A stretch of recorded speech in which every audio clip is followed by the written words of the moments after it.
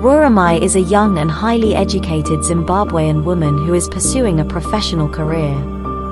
She has been living with HIV for 15 years. Although there has been significant progress in addressing HIV and AIDS over the past 35 years, thanks to advancements in medical research, increased access to treatment and prevention, and a broader understanding of the virus, it pains Ruramai that misinformation and stigma surrounding HIV persist and some people remain prejudiced against people living with HIV. Ruramai joins the world in commemorating World AIDS Day every year on the 1st of December.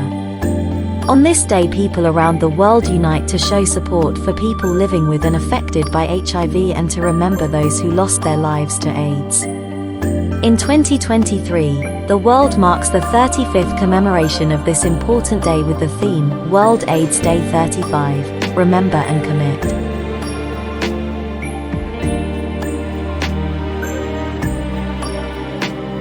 "15 years ago, Ruramai developed a nagging cough that would not go away with over-the-counter medication. She also suffered rapid weight loss and had a fever. This was clear evidence that something wasn't right with her health. After conducting a variety of tests, which all came back negative, Ruramai's doctor recommended HIV testing, and she thought nothing of it because she did not think that her feeling unwell had anything to do with HIV. 2 days later, Ruramai's test result came back positive for HIV and she was stunned. This was the worst news that she'd ever been told. As the diagnosis sunk into her brain, the doctor's office started spinning and she felt many emotions at the same time, including feelings of sadness, hopelessness, anger, fear, depression, anxiety, and denial. Ruramai's doctor reassured her that modern HIV diagnosis was no longer a death sentence, and he encouraged her to start taking life-saving antiretroviral treatment religiously every day, to suppress the virus and make it undetectable and untransmutable.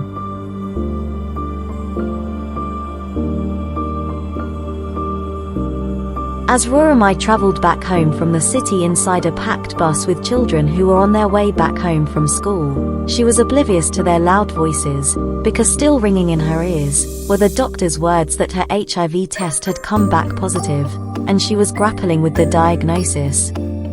Her mind receded 15 years into the past, the time that she had first learned about AIDS. The year was 1991 and she was then aged 15 and in her 3rd year of high school. She and her schoolmates had watched a haunting and graphic film that was aimed at raising public awareness about the dangers of AIDS. Although the film was produced with good intentions, it had frightened and traumatized Ruramai more than it had educated her. The film depicted a woman who had allowed the filmmakers to film her health decline from the day she received her diagnosis up to the day she died. Her body had become emaciated and skeletal at the end of her life. The film had been recorded during the traumatic 1980s when AIDS ravaged and took the lives of many Zimbabweans who were diagnosed with the disease, because antiretroviral medication was inaccessible, and the disease was a death sentence. Many of Ruramai's paternal and maternal relatives succumbed to AIDS, and she recalled that her first relatives to yield to the disease were her uncle and his wife, who had both died of AIDS-related tuberculosis only a month apart from each other.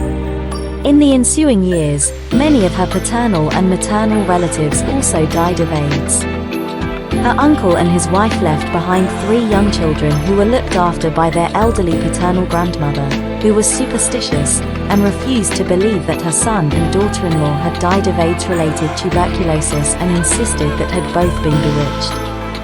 The 3 orphan children received food aid and assistance with payment of their school fees from a foreign donor organization whose mandate was assisting AIDS orphans in Zimbabwe's rural areas. Ruramai's consolation was that HIV was not the death sentence it once was, because science had come a long way since the 1980s. If she took her medication religiously, she could expect to live a long and healthy life like those who do not have HIV.